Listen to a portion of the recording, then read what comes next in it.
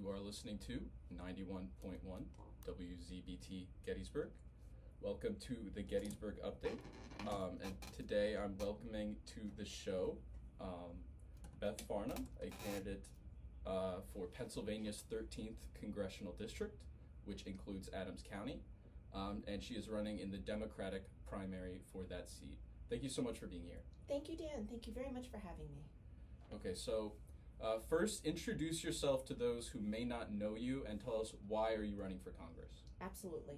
I am Beth Farnham, a married mother of two. I am a mom running for U.S. Congress, and I am fighting for our precious democracy, reproductive freedom, and affordability. I live in Adams County, obviously, and I've been traveling all over the district.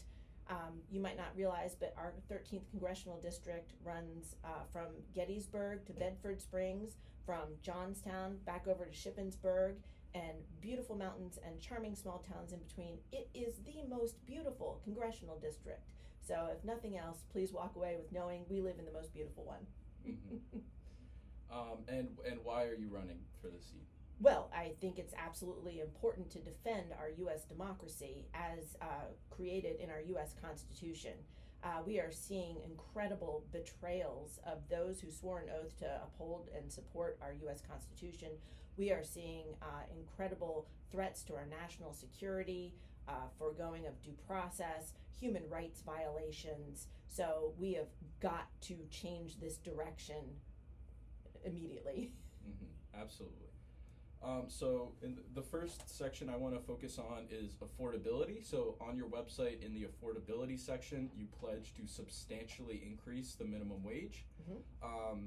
So across the country, the minimum wage federally is around, I believe, $7.25. Yes. Yes. And but in specific municipalities, in California and in Washington State, and in California for fast food workers, the industry as a whole, it's the minimum wage is $20 an hour. So what dollar number specifically should the minimum wage be? Well, let me back up, because it has been $7.25 an hour since 2009. So it has been stagnating there, no matter how the costs of everyday essentials have been rising. Now, I want to bring you to the Big Mac Index to give you an idea about some things. In 2009, the Big Mac was running almost around $3. So if you were working $7.25 an hour, you could afford a sandwich even after a half hour's work. But now our Big Macs are around $6 an hour. So you have to work almost a whole hour at the federal minimum wage to afford that sandwich. Now I bring that up because you brought up fast food, and McDonald's took that measure to increase their workers' wages to around $15 an hour. So in that case, you don't have to even work a whole half hour to afford a Big Mac.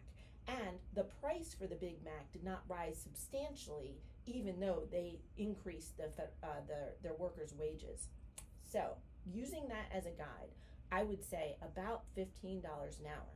Keep in mind that if you do only work for $7.25 an hour, and you multiply that by 40 hours a week, 52 weeks a year, you still wind up underneath the threshold of poverty for a single person living in America.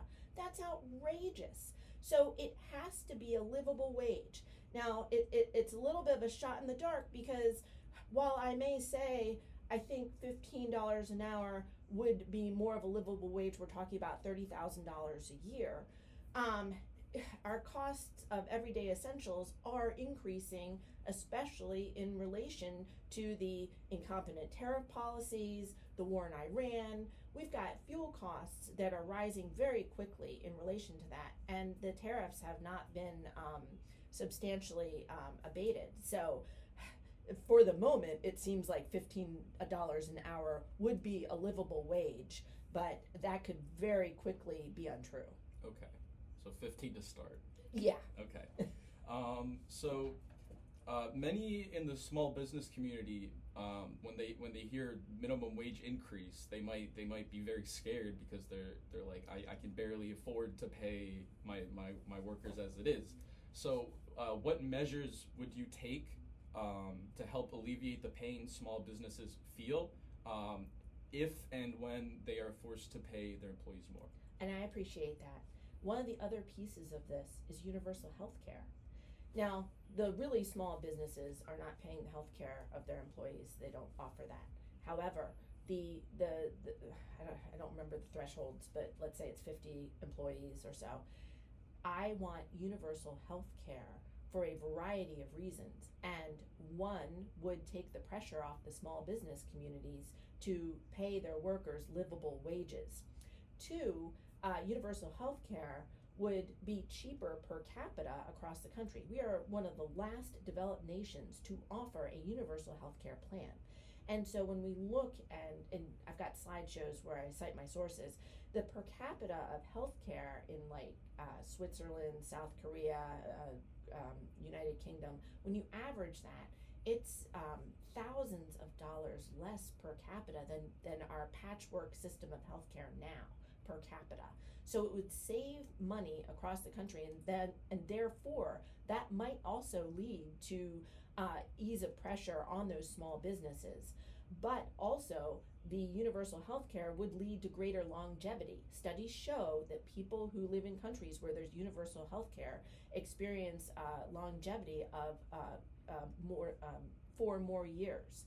So as my campaign manager, Jack Stansberry, so eloquently put it, that's 4 more years to hug your grandchildren. And I'm adding, to complete your bucket list, travel the world if you can afford it. I feel like it's just not in isolation. There would be many contributing costs. If I'm in Congress legislating higher minimum wages, that also means that I'm holding our current president accountable for his incompetent tariff policies and working on legislation that would undo the harms that he's instituted. Yep, thank you.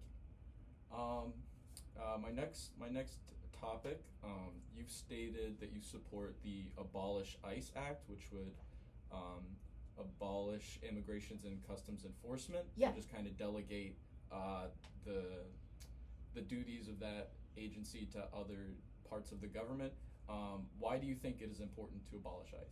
I appreciate the question. First of all, this country lived without that agency before 2003. So it's not as if, we've had it since the institution of this country. It's a pretty recent development. But secondly, they are violating human rights. They are foregoing due process. There is nothing that they're doing that is worth the loss of our constitutional rights.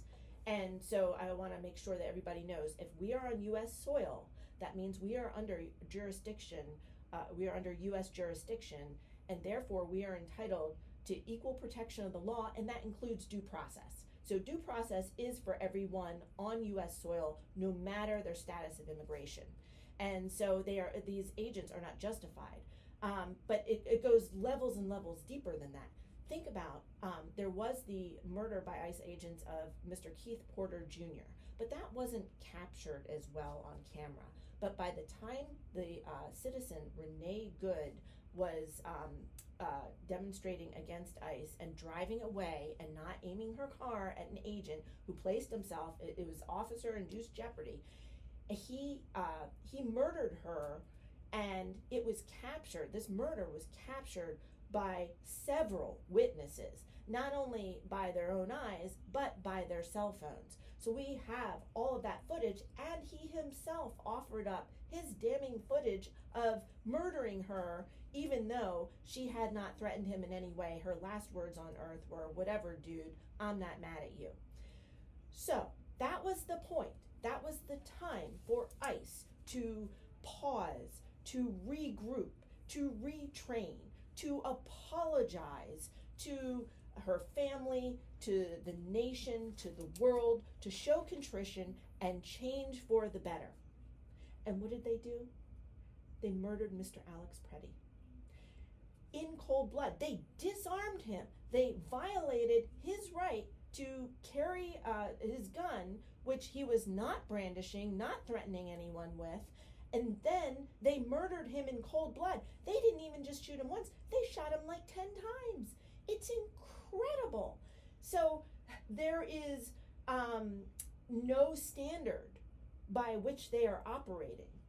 And their hiring practices are extremely questionable. They keep lowering their standards of whom they will accept to be agents. And so by all of this, it cannot continue to function. It is not functioning as any respectable department of our United States government.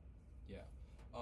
What does justice look like in this case for the members of the federal government that are orchestrating these mass immigration raids on minority communities? Thank you for asking. And I also want to bring up, hey, here in Adams County, we depend on immigrant labor. They pick the fruit in Adams and Franklin counties. So keep in mind, we are heavily dependent on the work they do in addition to the taxes that immigrants pay. They pay federal, state, local, and sales taxes, and they don't receive the benefits that we American citizens do. I also want to bring to mind that these immigrants come here because they are hired by American employers. They are hired to do the work we rely on them to do for these very cheap rates of labor and to contribute to the tax base. And when they are hired, they receive individual taxpayer identification numbers. And so what they wind up doing is the work, paying the taxes, and then they overstay their visas. Okay, so now they have overstayed their visa, and you can say that their immigration status is no longer legal, but they are committing a misdemeanor at that point. In no way does this justify the egregious human rights violations that are happening across the country, primarily at the hands of ICE. So what is the fix? Well, I'll tell you, it is because the revolutionary founders of this country had the foresight to recognize that maybe, just maybe, people in our federal government might not be the right people in office, whether they were the wrong people elected or they changed for the worse over time. And so our revolutionary founders gave us the impeachment clause. It is incredibly important to remember that this is a nonviolent, peaceful mechanism to oust members of our federal government who are betraying their oaths to the American people and therefore their oaths to the U.S. Constitution and therefore their oaths to the American people. So it is important to revisit that process. Now, I will tell you, with a Congress who is willing to impeach the President and Vice President of the United States of America, that puts the Speaker of the House in position they're in line for the U.S. presidency. Don't forget, if the U.S. House chooses to impeach the President and Vice President and the Senate confirms and fires them, then the Speaker of the House, the elected Speaker of the House, is third in line and assumes the U.S. presidency. So we have a mechanism to begin that process. Additionally, Congress can impeach and hold accountable members of the Supreme Court and other members of the U.S. House or the U.S. Senate. There is opportunity there to rid the government of these awful actors, just awful, awful people. And if ICE is abolished, I want to think about what your vision for immigration enforcement after that would be. What actions would still happen under different departments, and which ones would not happen anymore? What's your vision for the actions that ICE does? Thank you, Dan. Post-ICE. Well, okay. Globally, I think that immigrants should have clearer paths to citizenship. And I'm speaking as the great-granddaughter of someone who came to this country by stowing away on a ship at the age of 15. He lied about his age when he came to America, and then he picked up arms for the United States of America during World War I. He was gassed in France, recovered in North Carolina, and then, because they actually had the GI Bill, successfully completed a program at the Southern School of Pharmacy and became a pharmacist and actually an inspector of alcohol for the state of Maryland. And so he became a contributing member of society. And that's the kind of thing I want to see happen for our immigrants here. Clearer paths to citizenship. But what also needs to happen is an expansion of the courts. What's happening through the One Big Beautiful Bill Act is that funding for the courts to process the immigrants has been severely curtailed. That should be, in fact, expanded so we can process people faster. If people are coming here because they need asylum from persecution of their native countries, then let that be. Let them come here and become productive American citizens.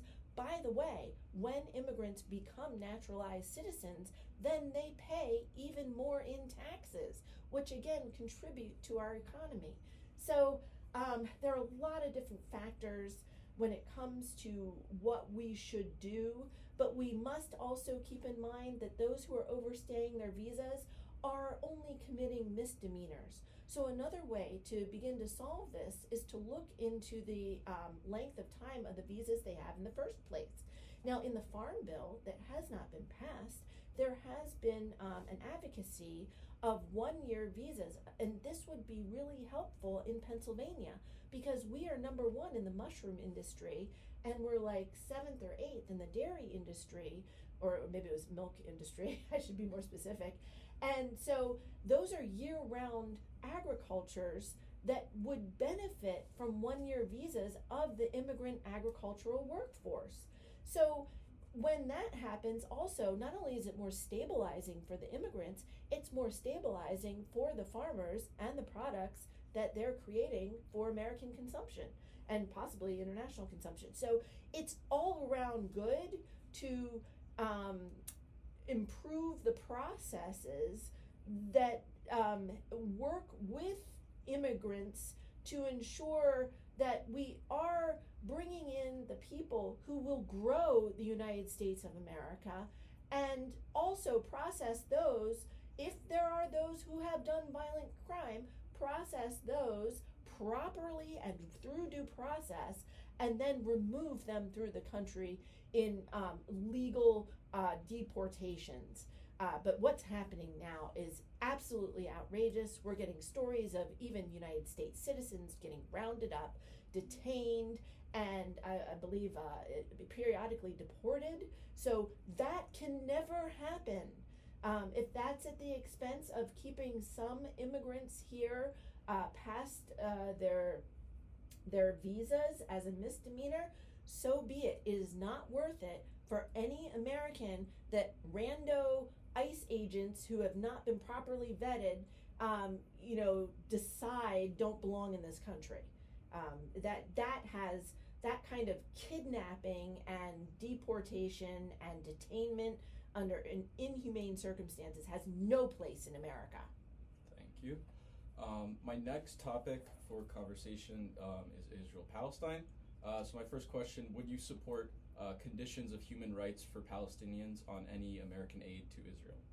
So I support, okay, this is very multi-layered and complicated, but I recognize that Israel is an ally of the United States of America. It was important to create this country.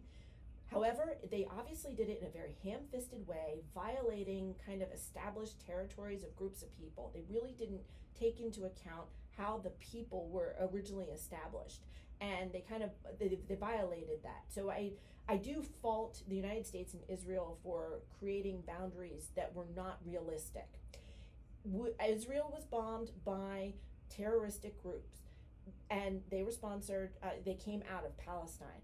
And it was correct to go after those particular groups, but it is not correct that Israel has been basically creating a genocide of Palestinians just to further their agenda, because it seems that they're not just respecting that this terrorism was done by these groups. Instead, they're going beyond that to justify the expansion of their country's borders, and that's wrong. It's also incredibly wrong that the United States and Israel partnered to attack Iran. that was absolutely wrong as well. So if Israel had been attacked by a sovereign nation, it is correct for the United States to go to bat for Israel. But if it's only attacked by a terroristic group, it is correct to go after that group and ensure that we're not, murdering innocent people. So I'm horrified by the aggression that has come at the behest of Israel and the United States working together. Mm-hmm. I appreciate you calling it a genocide, because that's my next question, was to ask if you would call it a genocide. I would. I absolutely would. But I have another question that came up. Do you think that a state that is based on that one religious belief is just kind of, this is the focus of the state, this religion is kind of like the people that this state is for the people that believe this one religion? Do you think that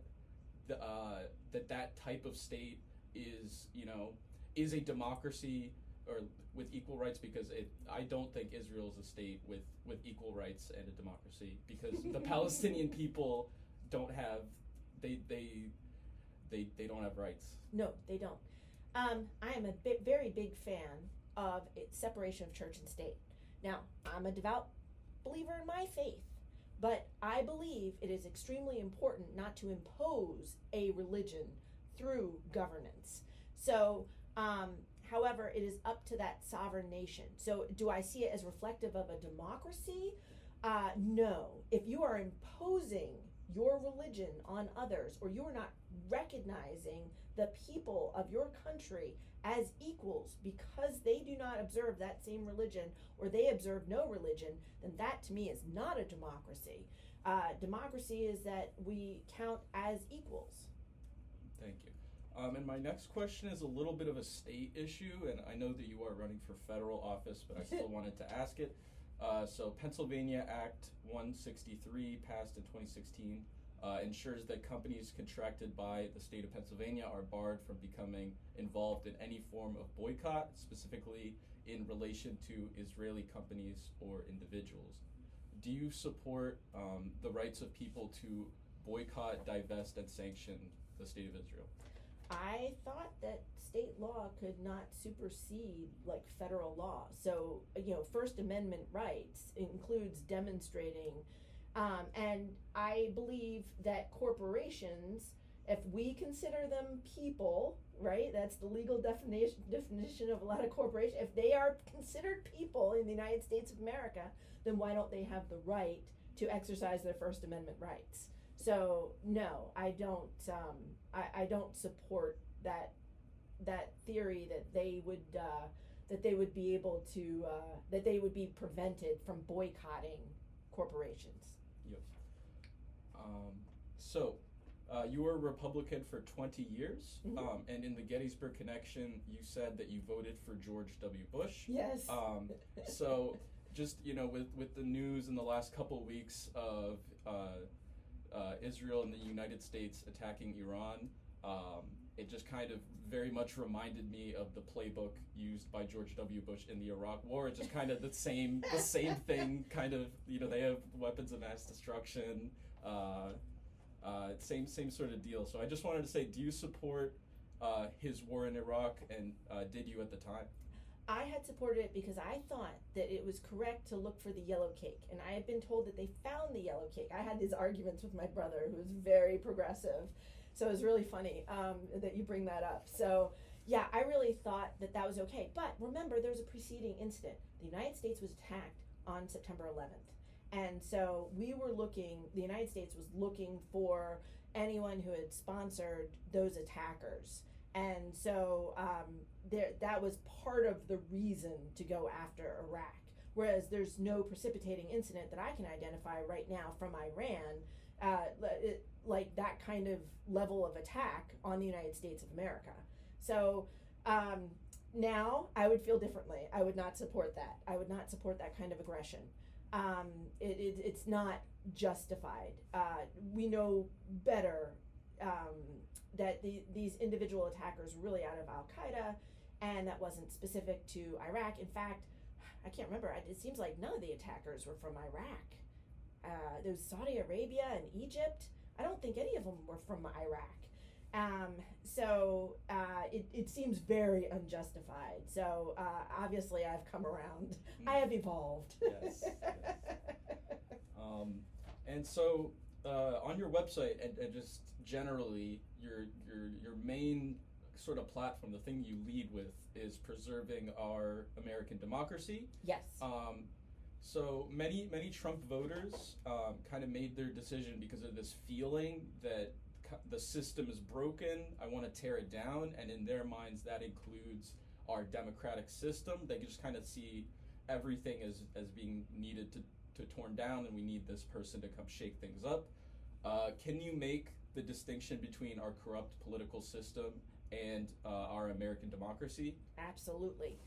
Those people are clearly expressing that because they don't feel represented. Let me tell you about our 13th Congressional District. We've got over 769,000 people. Over 163,000 rely on Medicaid benefits. Over 103,000 rely on Supplemental Nutritional Assistance Programs, SNAP benefits. Almost 13,000 rely on women, infants, children benefits. And we've also got a significant number of people relying on the Affordable Care Act penny, if you will, subsidies, which are going away because of the One Big Beautiful Bill Act. So what's happening is people are internalizing losses, and of course our federal minimum wage has been stagnating at $7.25 an hour. So the representation in Congress, especially under Republican control, is not acting in the best interests of everyday Americans. And by everyday Americans, I mean like the hardworking families, the retirees on a fixed income, the young adults just making their way, and everyone who is not a multimillionaire. For example, in our 13th Congressional District, we are represented by a multimillionaire dermatologist. He is not acting in the best interests of even his own constituents. And so he's taking all this corporate PAC money, like from Martin's potato rolls, and he was also accepting one of the largest individual contributors was Steve Sheets. And Sheets, by the way, is headquartered in Altoona, which is part of Blair County, which is where our current representative lives. So there's this marriage between big money and our current representative in Congress. And every once in a while he'll pose awkwardly with like a farmer to show with his no tie. He's trying to show he's one of the people. But the fact is, he's not voting for things that actually help everyday Americans. And so he's also not responding to people. He's not really answering their letters and their emails and their phone calls on the topics about which they call him. People complain, he just gives this, hey, you should just subscribe to my newsletter, I'm your representative. And he's not holding in-person town halls. And so there's this very broken connection between who we are and who is making decisions for us in Washington, D.C. And so because of that, it is understood that they would feel that way. They have this very big disconnect. Meanwhile, they plug themselves into right-wing media that feeds them false narratives and really harps on what do you want to call them, like pop culture issues, and spends all this time talking about litter boxes in the classroom, instead of identifying, hey, some caring teachers maybe put litter boxes in their classroom because if kids were in a school shooting, they would want their kids to be able to relieve themselves during lockdown. And they harp and harp and harp on this instead of talking about the things that actually matter to the people, like their wages and their health care and their food costs and the cost of fuel. So I am not surprised they feel this way. This is why I'm running. I am your everyday mom from an everyday American family ready to represent us and take on the issues and vote in ways that improve our lives. So I don't blame them, and I do ask that they maybe please unplug themselves from the right-wing media that is just chock full of propaganda and nonsense. Yeah, that focus on the culture war as opposed to, affordability and people's lives. Oh, always. I read this really good book. I don't know if you ever listened to Pod Save America, but one of the pod bros is Dan Pfeiffer, and he wrote this book, and I can't remember the title, but it was about Fox News. And his point was, hey, there's been decades of this right-wing propaganda through these news channels. We progressives just need to keep putting out our positive messages so that they can hear them, because we would really act in the best interests of the people and not these multi-millionaires, who are married to the corporate PAC money. Yeah, absolutely. So for my last question, I just want to give you a sort of closing statement. Anything you want to cover that you haven't covered yet, and why should people vote for you? Absolutely. Well, in case you haven't noticed, I'm a woman and I identify as one. And so it's really important to me that women not only have equal voting rights, please everyone call your senator to vote against the Save America Act, but also we have agency over our own bodies.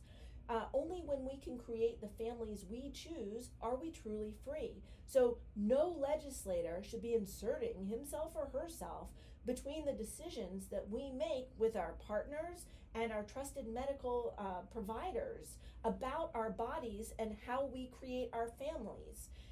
It is absolutely unconscionable that women are dying because medical providers are afraid to perform life-saving interventions because somewhere some conservative legislator feels like their idea of morality should supersede how the doctor is caring for their patient.